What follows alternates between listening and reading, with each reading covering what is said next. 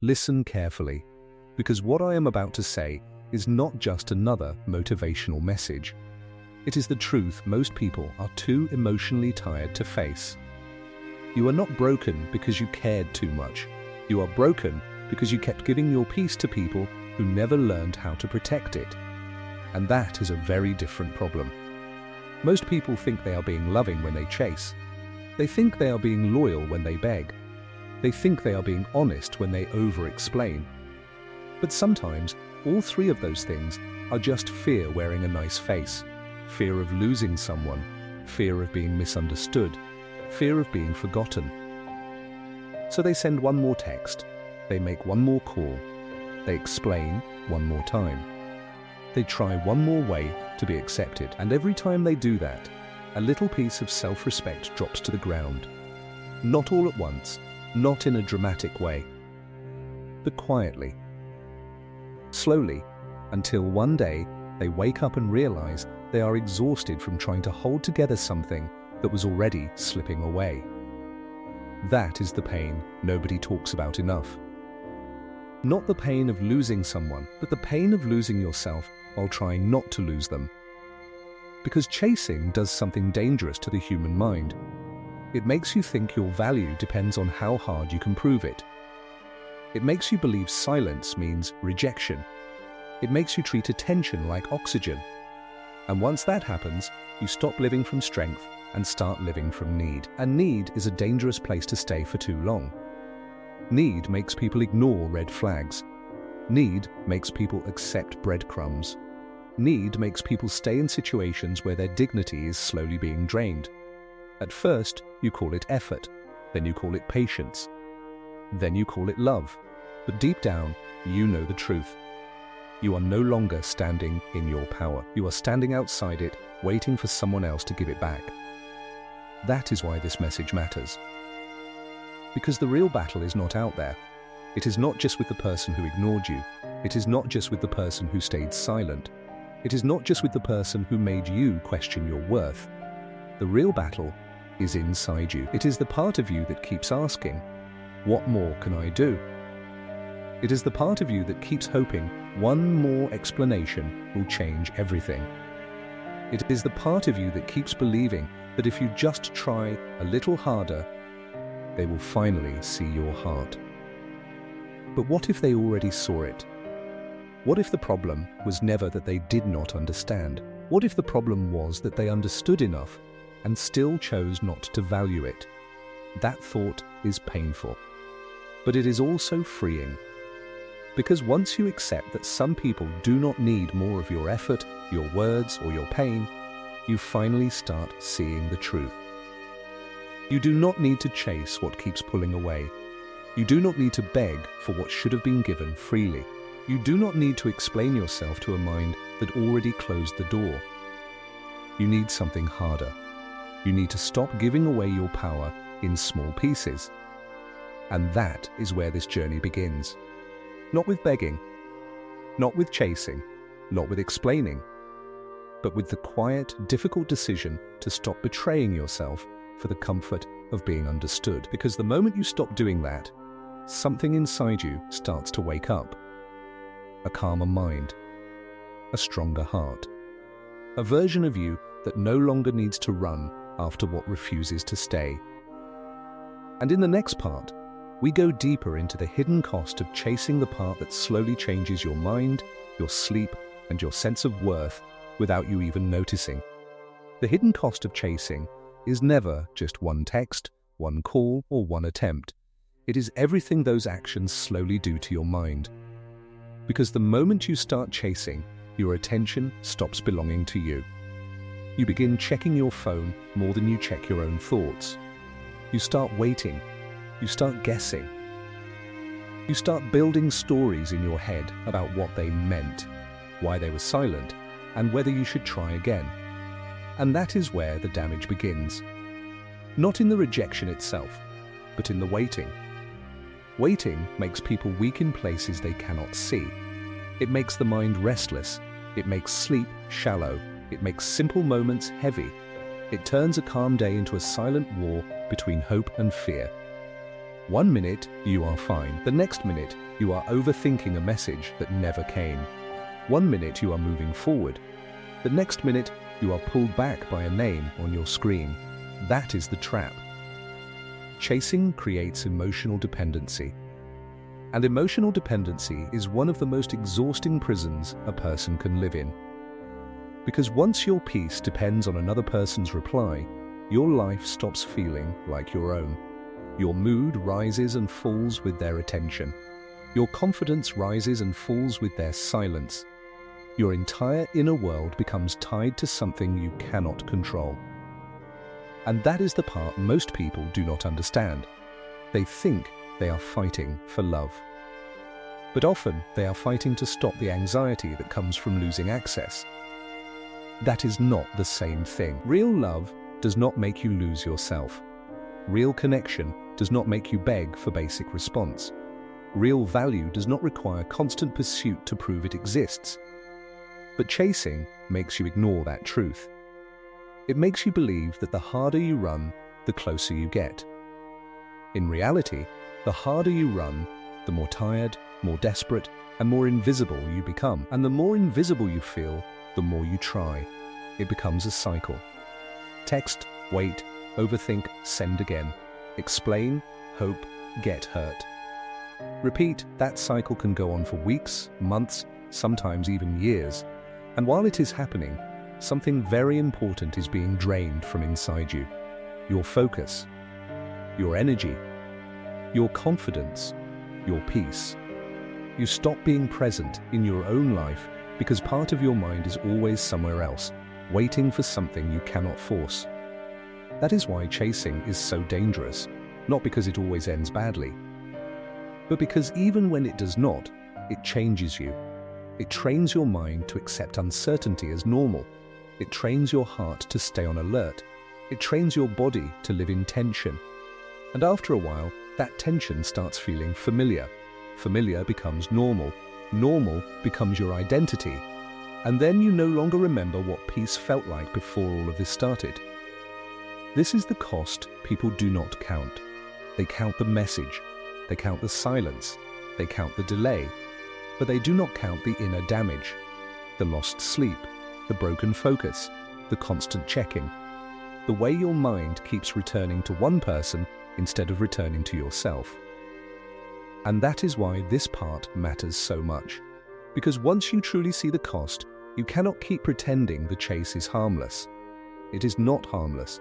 It is slowly teaching you to live from lack, to move from fear, to believe that your value has to be earned through effort that is often not even being received. And when a person lives like that for too long, they begin to forget who they were before the chase.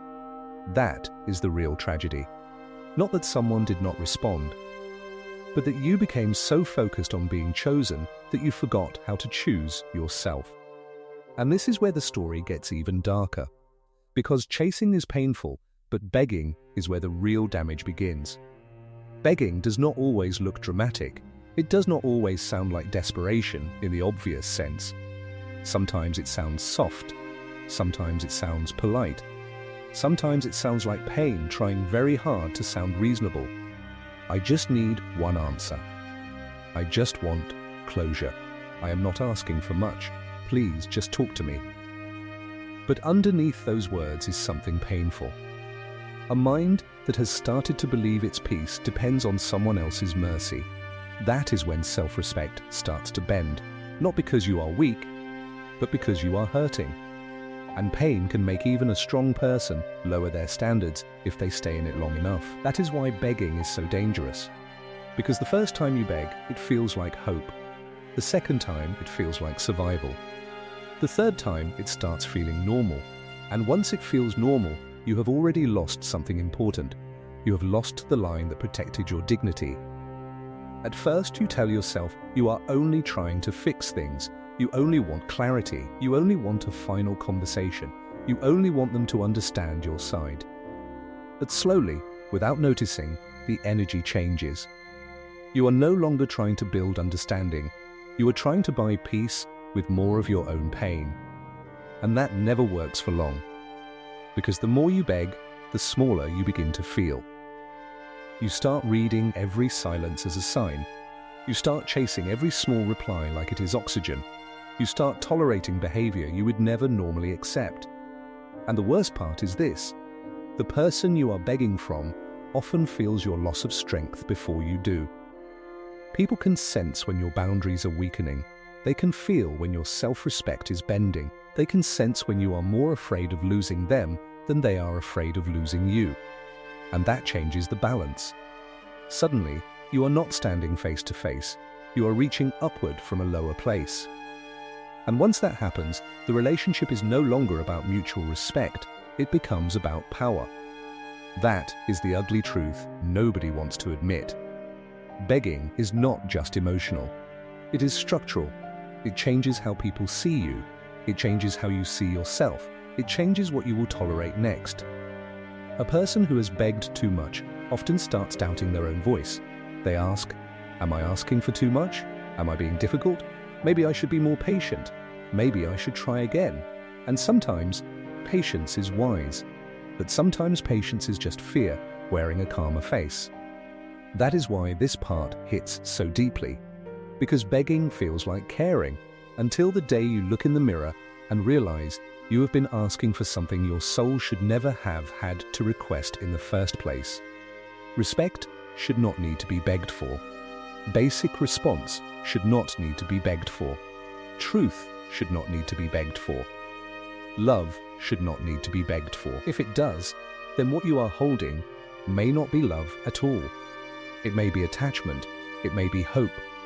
It may be fear of being alone. But it is not something that should ask you to betray yourself to keep it. And here is the part that hurts the most. The more you beg, the more you train your own mind to believe that your value is negotiable. That is a dangerous belief, because once a person believes their value can be negotiated, they stop protecting it. They explain too much. They accept too little.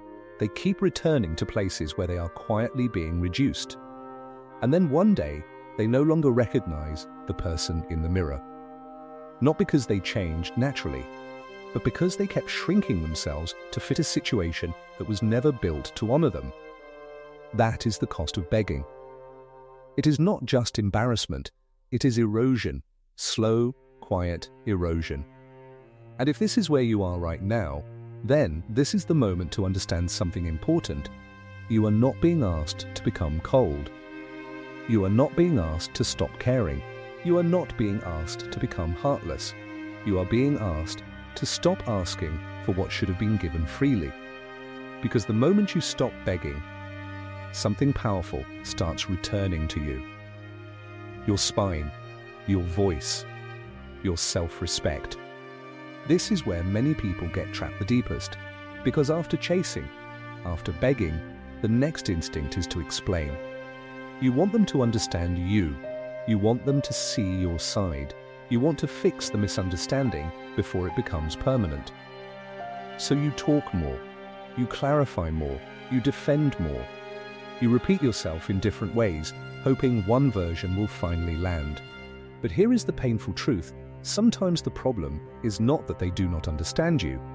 Sometimes the problem is that they already do, and simply do not care enough to change. That truth hurts, because it removes the last illusion. It removes the comforting idea that one perfect sentence could repair what has already broken. It removes the hope that if you just say it better, they will finally feel what you feel.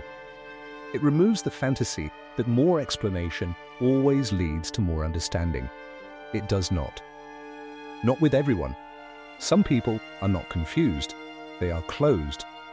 And explaining yourself to a closed mind is one of the fastest ways to drain your spirit, because every word you keep offering them becomes another piece of your energy leaving your body. At first, you think you are being mature. You think you are being fair. You think you are giving the relationship one last honest chance. But slowly, your voice starts sounding tired. Your words start sounding smaller. Your confidence starts cracking under the weight of constant self-defense. And the worst part is this: the more you explain, the more power you give to the person who already put you in a position where you had to explain yourself in the first place. That is a dangerous cycle. You say, "Let me clear this up." They do not listen. You say it again. They shift the story. You try one more time. Now you are not communicating, you are performing. Performing for someone who has already decided the role they want you to play. And once that happens, the conversation stops being about truth. It becomes about control. This is why silence is sometimes more powerful than explanation. Not because silence is angry, not because silence is proud, but because silence refuses to keep feeding a situation that refuses to feed your peace. There is something strong about the moment you stop trying to convince someone of your value. It feels strange at first, almost uncomfortable, because most people are conditioned to believe that being misunderstood means they have failed. They have not. Sometimes, being misunderstood is simply proof that the other person is not prepared to meet you honestly, and if that is true, then no amount of explaining will fix it.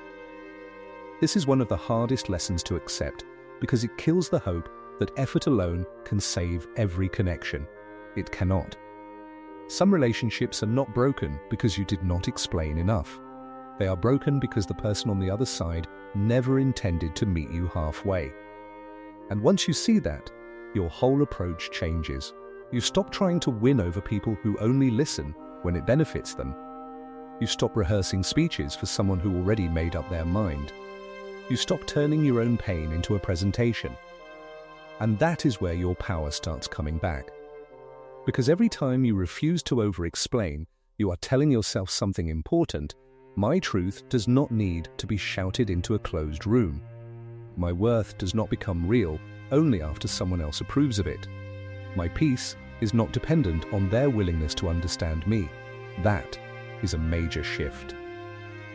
And once you feel it, you begin to notice something else too. The less you explain to the wrong people, the more clearly you hear your own mind again. This is the point where everything starts to change. Because Stoicism does not ask you to control people. It asks you to control yourself. And that is a much harder battle. Most of the pain people carry comes from trying to hold things they were never meant to hold. They want to control someone else's feelings. They want to control how fast someone replies. They want to control whether someone stays, understands, apologizes, or changes. But none of that belongs to you. And the moment you accept that, a strange kind of peace begins to appear. Not because the situation becomes easy, but because the fight becomes clearer. You stop wasting energy on what is outside your reach. You stop bleeding your focus into places that cannot return it. You stop trying to hold the weather in your hands. Instead, you return to what is actually yours. Your choices, your discipline, your tone, your actions, your boundaries, your peace. That is where your power has been all along. And the reason this shift feels so strong is because it breaks the cycle of emotional dependency. When you stop trying to control the response, you stop living like a prisoner of the outcome. You no longer wake up asking, "Did they text?" You wake up asking, "How do I stay steady today?" That changes everything. Because the more you focus on what you can control, the less power fear has over you. You are no longer reacting to every silence. You are no longer panicking over every delay. You are no longer allowing one person's inconsistency to decide your entire emotional state. This is not indifference. This is mastery. And it takes practice. At first, your mind will fight back. It will want answers. It will want certainty. It will want the relief that comes from hearing the right words from the right person at the right time. But Stoicism teaches you something deeper. Peace built on someone else's behavior is fragile. Peace built on your own control is stable. That is why this shift is so important. It moves you from emotional reaction to inner leadership, from dependence to stability, from confusion to direction. And once that happens, another truth becomes impossible to ignore. You do not need to win every situation. You do not need to be understood by everyone. You do not need to keep proving your value in places that keep draining it. You need to protect the parts of yourself that still belong to you. Your time, your energy, your attention, your dignity. Because once those are gone too often, the whole inner world starts to weaken. And that is exactly why the Stoics respected boundaries so much, not as a wall, but as a line that keeps your soul from being consumed by what does not deserve it. There is something powerful about a person who can say, "I cannot control that, so I will not destroy myself trying." That is not giving up. That is growing up. That is the moment when a person stops living like a victim of every emotional wave and starts living like the owner of their own mind. Silence is where most people get it wrong. They think silence means weakness. They think silence means surrender. They think silence means you have nothing left to say. But Stoicism sees silence very differently. Silence is not emptiness. Silence is discipline. It is the moment you stop feeding chaos. It is the moment you stop rewarding disrespect with more of your energy. It is the moment you stop turning your pain into a performance for people who were never listening properly in the first place. And that is why silence feels so uncomfortable at first. Because the old version of you was used to reaching, explaining, defending, and trying. That version of you believed movement always meant progress. But sometimes movement is just anxiety in action. Silence breaks that pattern. It forces you to sit with yourself. It forces you to hear your own thoughts again. It forces you to feel the tension without rushing to escape it. And in that stillness, something unexpected begins to happen. You start noticing how much energy you were giving away. You start seeing how often you confused noise with connection. You start realizing that not every reaction deserved a response. That is a painful realization, but it is also a freeing one, because silence reveals what words often hide. When you stop explaining, the truth begins to show itself more clearly. When you stop chasing, the imbalance becomes easier to see. When you stop begging, the value of the connection becomes visible in its raw form. And sometimes, what becomes visible is not what you wanted. Sometimes silence shows you that the other person valued your effort more than your heart. Sometimes it shows you that your constant reaching was keeping a dead thing alive. Sometimes it shows you that the relationship survived only because you were doing all the emotional labor. That truth can hurt. But it also wakes you up, because silence is a mirror. And mirrors do not lie. They show you who is still standing when the noise is gone. They show you who truly cared. They show you who only liked the version of you that kept chasing. And this is where the real strength begins to grow. Not in the talking, not in the defending, not in the desperate attempts to be heard. Real strength grows when you can remain steady without needing to be validated in the moment. That is when your peace becomes louder than your pain. That is when your self-respect starts speaking for you. That is when your silence becomes a message no argument could deliver better. And here is the surprising part. The people who expected your noise often understand your value only when you remove it. Not because you are trying to punish them, not because you are playing a game, but because silence creates a space where reality can finally breathe. No more distractions, no more emotional pressure, no more easy access to your mind, just the truth, standing there in front of both of you. This is why silence is powerful. It does not beg to be seen. It does not explain itself. It does not need to perform. It simply is. And when you start living from that place, you begin to feel something you may not have felt in a long time: freedom. Not the loud, dramatic kind. The quiet kind, the kind that feels like your chest is finally not carrying 10 unfinished conversations at once. The kind that feels like you are no longer performing for people who keep moving the finish line. The kind that lets you breathe without waiting for permission. That is the power of silence. This is the moment where the battle gets real. Because stopping is one thing, but staying stopped is something else entirely. The first day you stop chasing feels strange. Unnatural, heavy. Your hand may still move toward the phone. Your mind may still rehearse the old message. Your heart may still whisper, just one more try. That is normal. Because the old version of you does not leave quietly. It comes back with questions. It comes back with fear. It comes back with the memory of every time you got relief from reaching out again. But this is where the real transformation begins.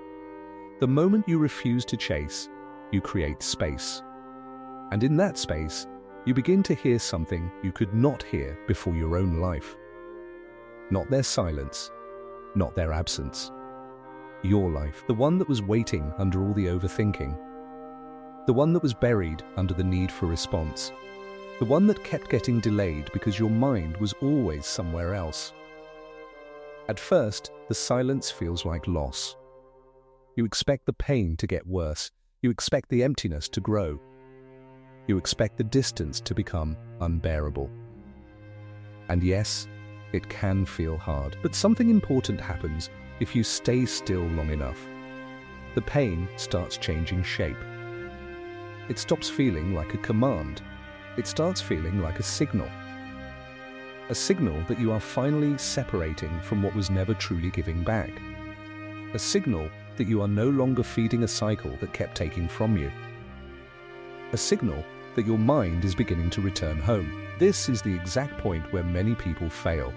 They stop chasing for a day, then start again. They hold their ground for a few hours, then break. They promise themselves peace, then trade it for temporary relief. And every time they do that, they teach their nervous system one cruel lesson. Discomfort can still control me. That is why staying stopped matters so much. Because every urge you do not obey becomes proof. Proof that you can sit with pain without surrendering to it. Proof that you do not need to send the message to survive the feeling. Proof that the old pattern is not stronger than you are. And this is where the old self begins to weaken. Not all at once, not in one big dramatic moment, but slowly, through repeated silence, through repeated restraint, through repeated choices that say, I do not need to run toward what keeps moving away. And something unexpected starts to happen. Your mind gets clearer, your chest gets lighter, your sleep gets better, your focus returns in small pieces. You begin to notice that not chasing does not destroy you. It strengthens you. It gives you back the energy you were bleeding on empty hope. It gives you back the time you were losing to emotional obsession. It gives you back the dignity you almost forgot was yours. And that is why this moment matters so much. Because the moment you stop chasing is not just about someone else. It is about the first time you choose yourself without making an apology for it. And once that happens, your next challenge appears. Not outside you, inside you. The part of you that still wants to collapse back into old habits. The part of you that still feels tempted to return to the very thing that keeps hurting you. The part of you that knows self-betrayal can feel easier in the short term. And that is the part we face next, because the price of giving in is always higher than the price of staying free. This is the part most people do not think about until it is too late. Because the real danger is not always the other person. The real danger is what happens when you keep betraying yourself just to avoid a little discomfort. Every time you send the message you promised you would not send, that is self-betrayal. Every time you explain yourself to someone who already showed you they are not listening, that is self-betrayal. Every time you beg for the bare minimum just because you are scared of being alone, that is self-betrayal. And the painful thing about self-betrayal is that it never announces itself loudly. It happens quietly, almost politely. You tell yourself it is just one exception, just one more try, just one last explanation, just one final chance. But the human mind remembers what it does repeatedly. And if you keep choosing the thing that weakens you, your mind starts learning that your promises to yourself are not serious. That is a dangerous place to live. Because once your own mind stops trusting your own word, everything becomes harder. Discipline becomes harder. Boundaries become harder. Healing becomes harder. Peace becomes harder. You begin to feel split inside. One part of you wants freedom. The other part wants temporary relief. One part of you knows you need to stop. The other part wants to go back because going back feels easier than sitting with the pain. That split is exhausting. It drains your energy before the day even begins. It makes your thoughts heavy. It keeps you stuck in a loop of guilt, hope, and regret. And all of it starts because self-betrayal feels smaller than it really is. But it is not small. It is one of the most expensive habits a person can have. Because every time you abandon your own standards, you lower the floor of what you accept.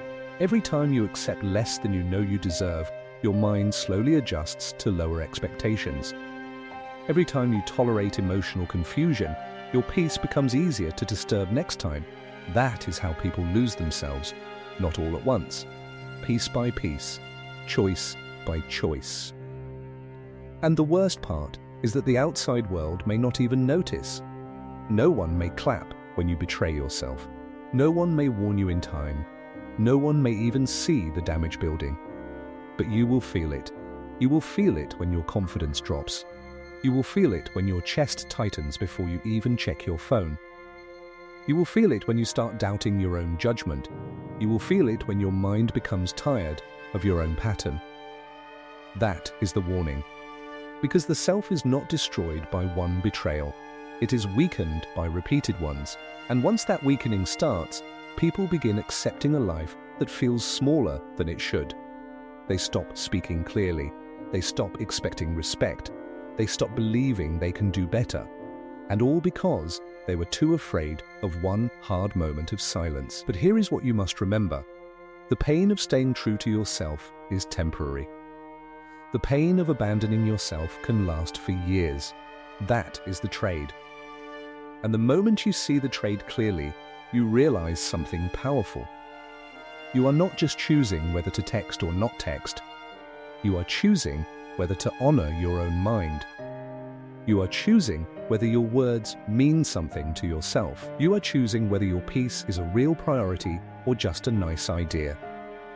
That is why this moment matters so much. Because every time you refuse to self-betray, you strengthen something inside that cannot be seen from the outside. Your backbone, your inner trust, your ability to live with yourself without shame. And that is the foundation of becoming unshakable. Because unshakable does not mean life never hurts you. It means pain does not make you turn against yourself. Unshakable does not mean you never feel pain. It does not mean you become cold. It does not mean you stop caring. It does not mean nothing affects you anymore. It means something much stronger. It means life can move around you and still not steal your center. That is the real goal. Because most people think strength means being loud. But real strength is often quiet. It is the ability to stay steady when your emotions want to pull you apart. It is the ability to feel deeply without being ruled by every feeling. It is the ability to love without losing yourself. That is what makes a person unshakable. And this is why the whole journey matters. When you stop chasing, you stop living in panic. When you stop begging, you stop lowering your standards. When you stop explaining yourself to the wrong people, you stop bleeding energy into empty places. And when you stop betraying yourself for temporary comfort, something inside you begins to harden in the best way. Not into bitterness, into stability. That stability changes everything. A person who is stable does not panic at every delay. A person who is stable does not collapse when ignored. A person who is stable does not need to prove their worth every time someone goes silent. They know who they are. They know what they deserve. They know that not every loss is a failure. That is unshakable energy. And the strange thing is, once people begin to move like this, their whole life starts changing. Their thoughts become cleaner. Their boundaries become stronger. Their face becomes calmer. Their decisions become sharper. They stop moving from fear and start moving from clarity. They no longer ask, how do I make this person stay? They start asking, is this even something I should keep? That question changes everything. Because once a person starts evaluating life from self-respect instead of desperation, they stop attaching themselves to what drains them, and that is where freedom begins. Freedom is not just leaving a person. Freedom is leaving the need to be chosen at any cost. Freedom is leaving the habit of shrinking yourself to fit someone else's comfort. Freedom is leaving the version of you that keeps begging to be enough. That old version is tired. It is wounded. It is exhausted from running after validation. But the new version is different. The new version stands still. The new version observes. The new version protects its peace before it protects anyone's opinion. That is why this message is so important. Because becoming unshakable is not a personality trait. It is a decision. A daily decision. A quiet decision. A hard decision.